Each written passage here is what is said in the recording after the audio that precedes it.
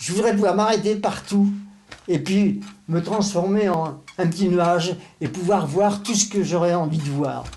Et puis revenir sur mon bateau, continuer et aller plus loin. Et là, c'est impossible.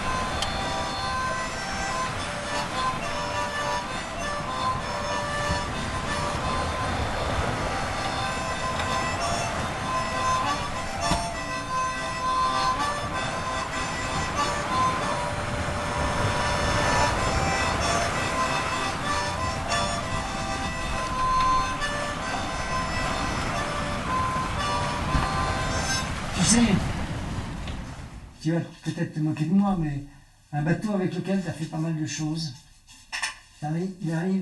tu finis par avoir une certaine complicité entre le bateau et toi. Et moi, mon bateau, il m'est arrivé de l'embrasser au pied du grand mât.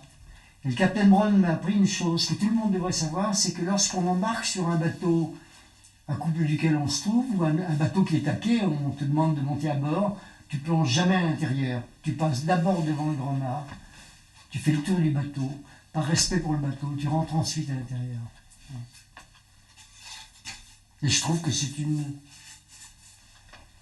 beau. Et pourquoi? Parce que le bateau est une personne pour toi? Oh, c'est plus qu'une personne. À 4 pattes sur une personne, tu ferais pas le 100 millième de ce que tu peux faire avec un bateau. Depuis quelques jours, dans les eaux de la rade de Fort-de-France, un bateau, un ketch, son nom le capitaine Brown, et le capitaine du capitaine Brown, Loïc Fougeron. Loïc Fougeron, vous êtes breton, je suppose? Je suis bas breton, oui, je suis breton. Je suis né dans un petit village qui s'appelle Saint-Marc-sur-Mer, qui se trouve en Basse-Bretagne. On est un peu surnommé Canard, mais enfin je crois quand même que je suis breton. Si je ne suis pas à 100%, je le suis à 100% de cœur. J'étais un mauvais élève. Le collège se trouvait juste en bordure de la mer. Je crois que j'ai passé beaucoup plus de temps à regarder la mer par la fenêtre que le tableau. Oui. Étant tout petit, chaque fois que je voyais un bateau sur l'eau, ça me faisait rêver. Et je me suis dit, un jour j'aurai un bateau et moi aussi je naviguerai. Et puis après, j'ai construit mon premier bateau, que je trouvais être le plus beau bateau du monde, qui était le Coule à pic. Pour naviguer dans ce bateau, il fallait avoir une bonne boîte de conserve, c'était indispensable. Il fallait écoper souvent. Il fallait écoper pratiquement sans arrêt. Et le Coule à pic naviguait tout de même. Et le Coule à pic naviguait, oui. Avec le Coule à pic, on allait tourner autour des rochers, on s'échouait, on s'égratignait. On se grattait les fesses dans les clous qui dépassaient toujours. Il fallait beaucoup de coltard pour essayer d'étancher les voies d'eau. Enfin, ça flotte. Ça me fait... c'est émouvant. Ça remonte à 70 ans. C'est le temps qui passe, c'est comme ça. C'est comme ça, mais quelque part, ça me fait très plaisir. Et la guerre est arrivée, j'ai interrompu mes études. Je me suis retrouvé dans la défense passive au milieu des bombardements, etc. Les Français ont débarqué en Provence. J'ai filé en Provence. Je me suis engagé dans l'armée d'Afrique. Et je me suis retrouvé dans les tirailleurs marocains et j'étais envoyé en renfort dans les Vosges. Lorsque j'ai été démobilisé, j'ai un de mes beaux-frères qui montait une affaire au Maroc et qui m'a demandé d'être son adjoint et je suis parti travailler au Maroc.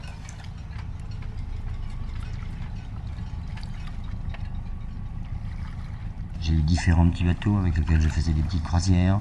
Je descendais aussi souvent aux Canaries, accompagner des bateaux de passage. De temps en temps, je faisais un convoyage de bateaux.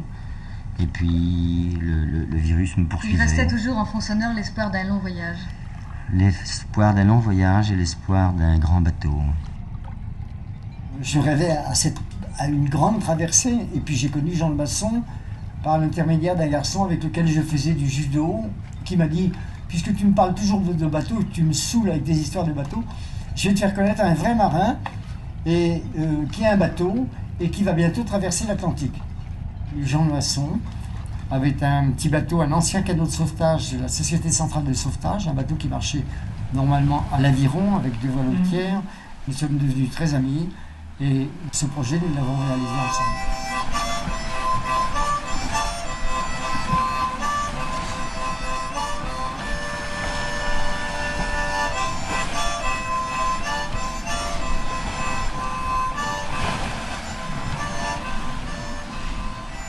Lorsque Bernard Moitessier passait avec sa femme à Casablanca, ayant pour destination Tahiti, je le revois encore avec son ouvre-boîte à la main, se disant tiens, ça ne doit pas être mauvais. Il attrapait une boîte de conserve, il l'ouvrait, il goûtait, il retournait la boîte, il la mettait au fond du rayon et il passait au rayon suivant. Ça c'est Moitessier, ce sont ses côtés.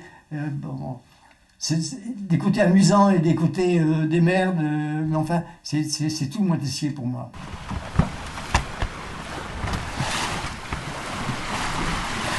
Je suis né au bord de la mer.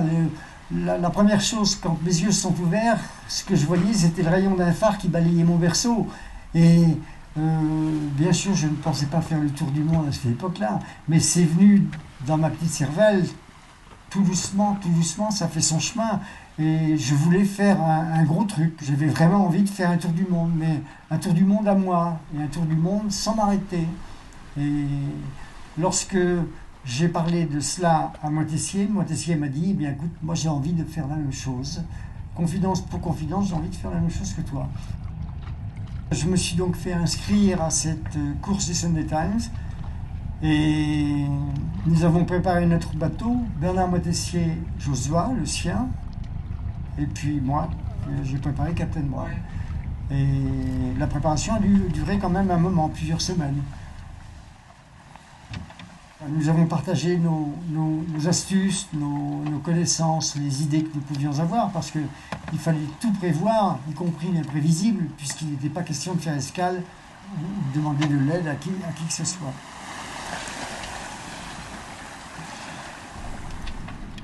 Je pense que nous sommes partis un jeudi. Et nous étions au mouillage, à portée de voile l'un de l'autre. Et il m'a dit, t'as écouté la météo? Je voulais l'écouter, j'ai dit bien sûr. Il me dit, bon bien, tu as pareil toi un vendredi? Je lui ai dit non, en aucun cas. Il me dit, ben moi non plus. Des superstitions. Et nous avons appareillé, c'était un temps superbe. Et nous sommes partis ensemble. Escortés par de nombreux bateaux, petits bateaux, petites vedettes, bateaux anglais, qui nous ont souhaité bonne chance sur tous les tons. Et puis, petit à petit, les derniers bateaux sont rentrés, nous sommes retrouvés seuls. Bernard était déjà très loin devant moi. Notre première nuit, nous avons eu de la brume. Très peu de vent et une brume à couper au couteau. Ça n'a été que des coups de sirène à droite, à gauche, devant, derrière, enfin, des nuits que l'on n'aime pas parce qu'elles sont dangereuses. Le lendemain, sur le coup des 10 heures, le brouillard s'est levé, un petit vent portant aussi. La course commençait sous de bons auspices.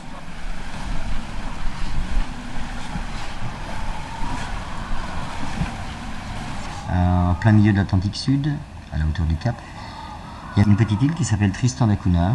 Et dans un terrible coup de mauvais temps, j'ai chaviré avec ce bateau.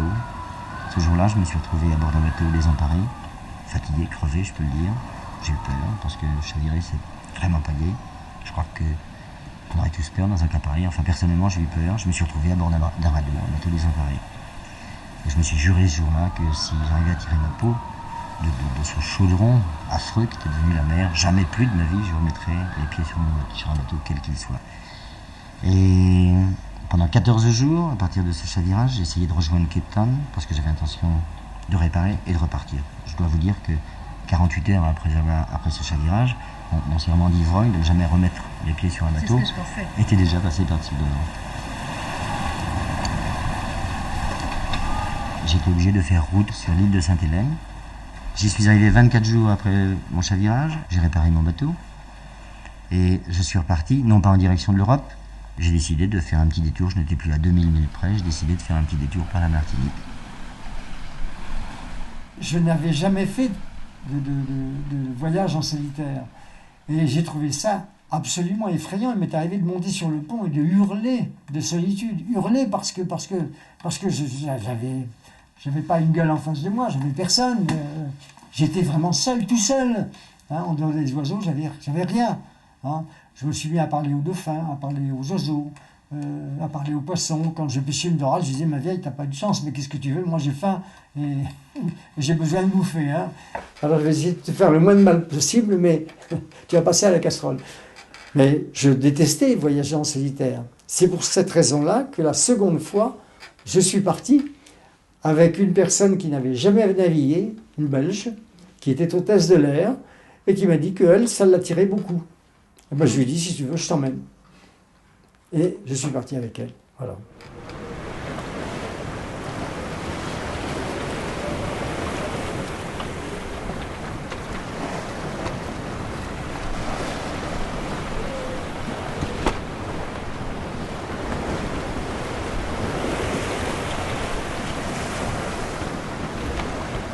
Bon, mon second départ, j'avais décidé de réaliser mon rêve, de tirer un trait sur mon passé, d'abandonner mon boulot et de partir naviguer, faire ce tour du monde sans escale que j'avais décidé de faire des années avant. Le premier bateau avec lequel je suis parti était un bateau très sûr, mais trop lourd. Trop lourd, il ne pouvait rien lui arriver, il était tellement costaud qu'il pouvait être roulé comme une balle de ping-pong dans la mer, il ne lui serait rien arrivé. Après mûre réflexion, je me suis dit, c'est Bernard qui a raison, le bateau qu'il faut, c'est un bateau qui soit maniable par une personne, donc 12 mètres. Je suis allé parler à Louis Vandeville, à qui j'avais acheté mon premier bateau. Je suis allé lui en parler, il m'a dit, bon, bah, si tu veux, moi je te dessine un bateau, on va en discuter, et c'est reparti comme ça.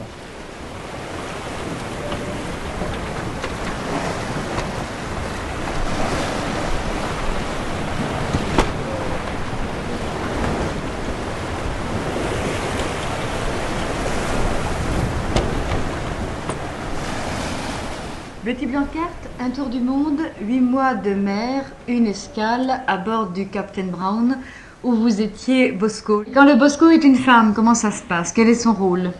D'abord, je me suis occupée de l'intérieur du bateau et de la cuisine, c'est ce qui me semble le plus important. Et puis de temps en temps, je donnais un coup de main à Louis quand il fallait réparer des voiles, recoudre certaines choses. Et puis je sortais aussi le nez sur le pont, pas trop souvent. Quand c'était possible, quand le temps le permettait. Quand le temps le permettait, je ne suis pas très courageuse. C'était votre premier voyage? C'était mon premier voyage. Premier. Je n'avais jamais auparavant mis un pied sur un bateau. Eh bien, dites-moi. Au début, j'avais eu beaucoup de difficultés à m'habituer. Et les premiers jours, quand nous sommes partis, je me rappelle que je commençais à pleurer et je voulais rentrer. Pas chez maman, mais... C'est assez difficile de s'arrêter au prochain port dans ces cas-là. Comment ça s'organise la vie à bord? Je crois que nous nous sommes un peu départagés le travail. Alors moi, comme j'ai dit, je m'occupais surtout de l'intérieur et de la cuisine. Et puis je m'occupais aussi des calculs et je traçais les droites que Loïc prenait au sextant le matin, l'après-midi. Comme elle n'avait pas voulu apprendre, elle avait son caractère à elle. Si elle n'avait pas eu ce caractère-là, elle ne serait peut-être pas venue avec moi. Comme elle n'avait pas voulu apprendre, lorsqu'on est arrivé dans les hautes latitudes, je ne voulais pas qu'elle mette le nez dehors, parce que c'était trop dangereux. De temps en temps, on était balayé par une vague. Il ne faut pas oublier l'époque, les bateaux étaient lourds à cette époque-là. On était souvent balayé par des vagues complètement. Et je ne voulais pas qu'elle sorte à l'extérieur. Alors elle me regardait faire les manœuvres, réduire la toile où on envoyait à travers la coupole. Vous avez eu de grosses émotions pendant ce voyage puisque c'était le premier? Je crois que oui. On a ramassé beaucoup de mauvais temps auprès de l'Australie, vraiment effrayant. Et alors à ce moment-là, Louis m'avait posé la question, il m'a dit, est-ce que tu as peur? Puis j'ai dit, ben non, je crois pas. Et puis je dis, oui, peut-être quand même un petit peu. Et puis finalement, je ne savais pas très bien. Et elle m'a dit, mais... Peut-être quand on a très peur, on ne réalise pas finalement. Non, on se rend plus compte. Je me rappelle, j'étais assise à un certain moment et je me suis dit, j'espère que ce sera vite terminé. Le mauvais temps nous a accompagnés, ne nous a pas lâchés presque depuis l'île de la Nouvelle-Amsterdam jusqu'au bout du Pacifique. L'humidité à bord était effrayante, on peut dire vraiment effrayante. Il était impossible de sortir sur le pont sans cirer, sans s'amarrer, sans ses bottes, sans son harnais de sécurité. Et à l'intérieur, tout moisissait, tout devenait vert. Les couvertures étaient humides. Le moral n'était pas toujours fameux, je veux le dire. Il y a des jours où j'en avais marre. On se demande ce qu'on fait là. On se demande ce qu'on fait là. On a envie de tout envoyer promener. Et on continue toujours. On continue pour Il est pas... difficile de s'arrêter quand on en est là, finalement. Bien sûr, il est difficile de s'arrêter quand on a décidé de faire quelque chose. Bon, on va jusqu'au bout. Et puis, je me donnais des coups de pied en derrière en disant, t'as pas de morale aujourd'hui, ça ira mieux demain.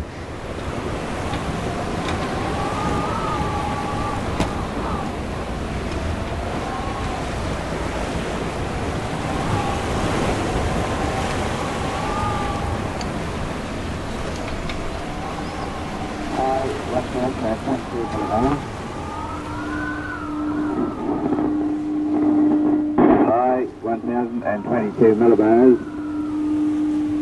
With the centers west of Bulla. Non. Voilà, chérie, ce qu'ils ont dit. Les vents d'ouest 20 à 25 nœuds sur le détroit de Favreau. Mer modérée. Vent à tendance au nord demain. Visibilité de 3000. Alors, je ne sais pas s'il a dit devant le front ou après le front. C'est un enregistrement. Oui, mais c'était juste ça craquait. Tous les jours, nous notions notre point, notre progression sur la carte. Un jour, c'était 130 000, un jour 150 000, un jour 160 000, un jour 120 000. Un jour, rien du tout, parce que nous avions des vents contraires et nous étions obligés de nous mettre à la cape. Mais le Cap Horn approchait. Nous rêvions d'Alizé, nous rêvions du beau temps, du soleil, du moment où on pourrait enfin laisser le panneau ouvert et puis revivre d'une façon tout de même plus normale. Et nous avons ramassé à ce moment-là des vents de boue. Nous avons marché auprès dans cette mer énorme, c'est très dur. Et après, le vent a tourné au sud. La banquise, l'extrême limite de la banquise n'est pas loin. Et ce vent était glacial. Malgré ce que je croyais, ce coup de vent a forcé et est devenu très dur. Et j'ai senti, il était 8 heures du soir, j'ai senti qu'il fallait que je fasse quelque chose. J'étais épuisé de fatigue. Je vomis cette fatigue quand j'allais sur le pont. Entre deux manœuvres, je vomis cette fatigue alors que je n'ai jamais eu mal de mer. Et je sentais qu'il fallait que je me mette en fuite. Je risquais une nouvelle fois de chavirer, de perdre les mains. Alors à un moment, je restais là, ne me décidant pas, parce que je sentais que si je me décidais à me mettre en fuite, je n'aurais plus le courage de repartir et de passer le Cap Horn. Alors que j'en étais si près, alors que je le voyais sur la carte, qu'il était à 2 pas, qu'il était à quelques jours, 5 jours, 6 jours peut-être. Et au bout d'un moment, je me suis dit, si tu fais pas quelque chose, tu vas chavirer. Alors je suis monté sur le pont. Et j'ai réglé la barre, j'ai réglé le pilote, je me suis mis en fuite.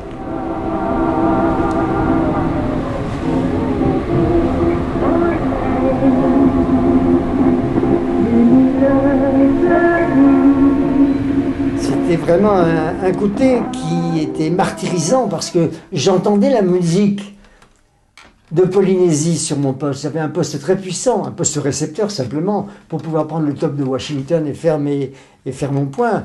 Et j'entendais la musique polynésienne et tous ces vaïnés qui chantaient, qui me sonnaient les oreilles. Et puis, non, je m'étais dit, un jour, mais pas cette fois-là, je passe le Cap en avant.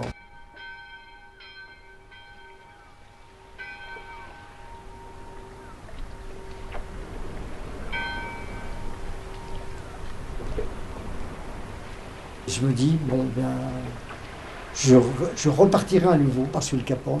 Je le passerai, devrais-je y crever, je passerai le Cap Horn. C'est un peu un défi, c'est un peu vouloir faire quelque chose qui semble, ce qui est faux d'ailleurs, au-dessus de la force du commun des mortels. Hein. Moi je veux le faire comme je suis né 2 siècles trop tard. J'aurais voulu le faire sur les grands navires autrefois. Hein. Là où, quand quelqu'un tombait à l'eau, on balançait une bouée couronne, mais le navire ne s'arrêtait pas. La mer fait partie de ma peau. Je vous dis, j'ai un peu d'eau salée qui me coule dans les veines. Et ça, mettez de côté votre modestie. Quelle est la principale qualité pour entreprendre ce genre de choses? L'entêtement, je crois. La persévérance, l'amour, parce que c'est sans aucun doute une forme d'amour, aimer la mer de cette façon-là. Mais vous parliez de modestie, la mer vous apprend la modestie, la mer vous apprend l'humilité, la mer vous apprend que vous n'êtes vraiment rien. Je vous ramène à Toute vos petite justes chose. proportions. Oui. Et vous me direz peut-être qu'il faut beaucoup de courage pour Oui, faire c'est ce que ça. j'allais vous demander, s'il faut du courage. Non, je ne crois pas. Il m'a fallu beaucoup de courage pour rester à Pour ne terre. pas le faire. Non. Les gens qui ont du courage, ce sont des gens qui ont le courage de se lever le matin pour aller à leur bureau à 8 h, pour en sortir à midi, pour y retourner à 2 h et pour en sortir le soir. Ça, ce sont des gens qui ont du courage.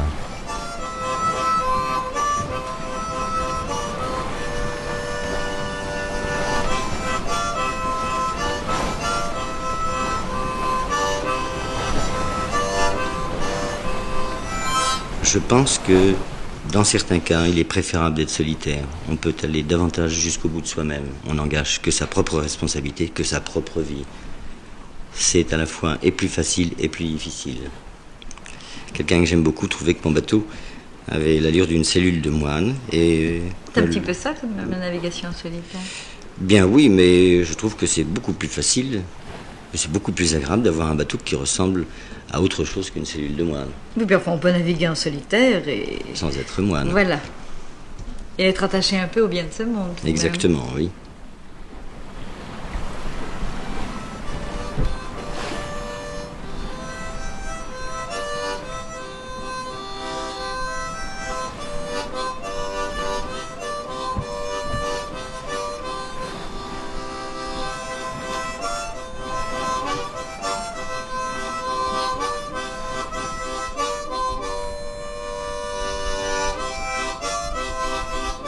Un bon marin, c'est un garçon prudent.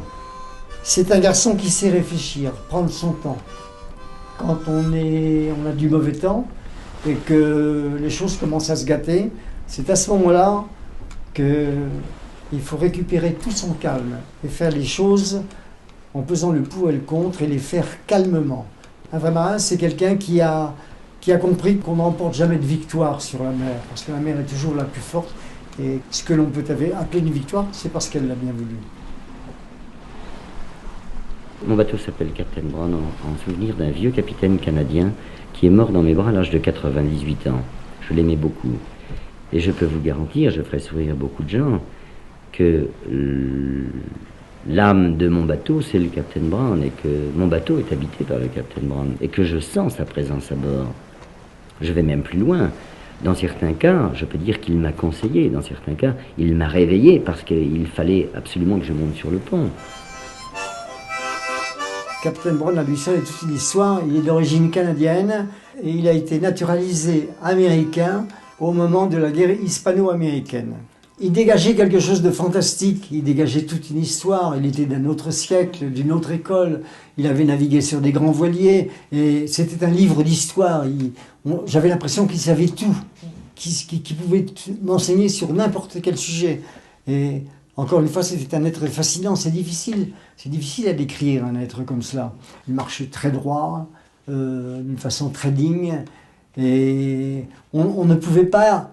Lorsqu'on le rencontrait sur son passage, on ne pouvait pas rester insensible à une présence semblable.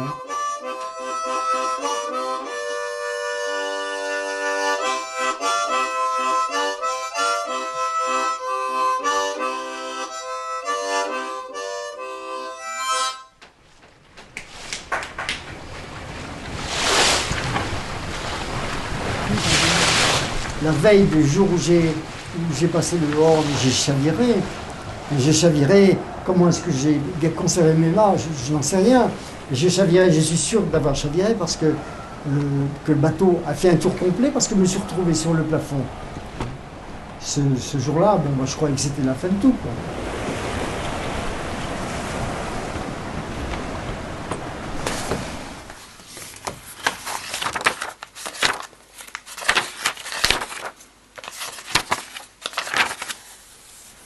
C'est pas très glorieux, mais j'ai passé le Horn, la mer était parfaitement calme, enfin comme elle peut l'être sous ces latitudes lorsqu'elle est calme.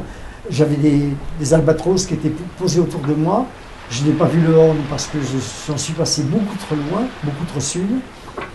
Et le soir du jour où j'ai passé le Horn, je l'ai passé poussé par le courant. Et le soir du jour où j'ai passé le Horn, j'ai vu le rayon vert. C'est pour la première fois de ma vie.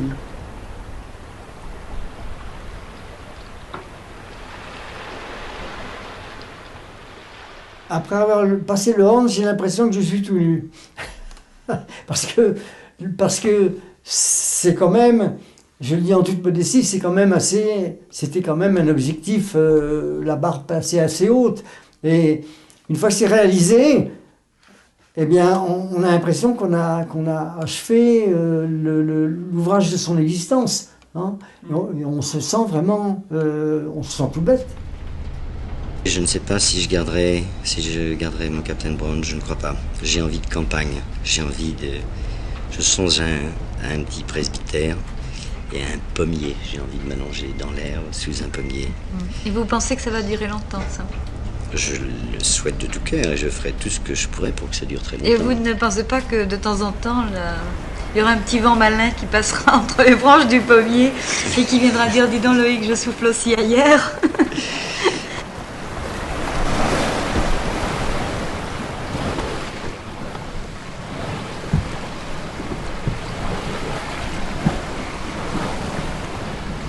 Vous faites partie de ces gens qui portent nos rêves, et c'est vrai, enfin, ce que nous n'avons pas le courage de faire, ni les compétences, ni... Enfin...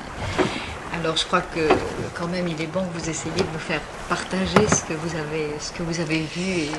Je ferai de mon mieux. Je ferai de mon mieux et en dehors de cela, le fait de faire partager ce que j'ai vu, la mer m'a appris beaucoup de choses. Oui. Et l'on m'a appris beaucoup de choses, des marins plus âgés que moi. Et toute cette somme de choses apprises, enregistrées, que j'ai pu utiliser et qui m'ont bien servi, ne m'appartiennent pas. Et j'essaierai tout de même d'en faire profiter les autres dans toute la mesure du possible. Je crois que c'est indu, c'est quelque chose que l'on doit faire. Il faut être sonné, dingue, totalement timbré, avoir le cerveau plein de toiles d'araignée pour faire le tour du monde pratiquement sans escale. Mais la prochaine fois, si prochaine fois il y a, je suivrai la route du bon Dieu, celle des alizés, je brûlerai mon calendrier et m'arrêterai partout. Mais dis-moi Loïc, alors pourquoi tu l'as pas fait ça? Je ne l'ai pas fait parce que j'ai pas pu le faire et j'aimerais encore le faire. Hein. J'aimerais encore le faire bien que il y a une telle insécurité partout où on passe que je voudrais pouvoir m'arrêter partout et puis me transformer en un petit nuage et pouvoir voir tout ce que j'aurais envie de voir. Et puis revenir sur mon bateau, continuer et aller plus loin. Et là, c'est impossible.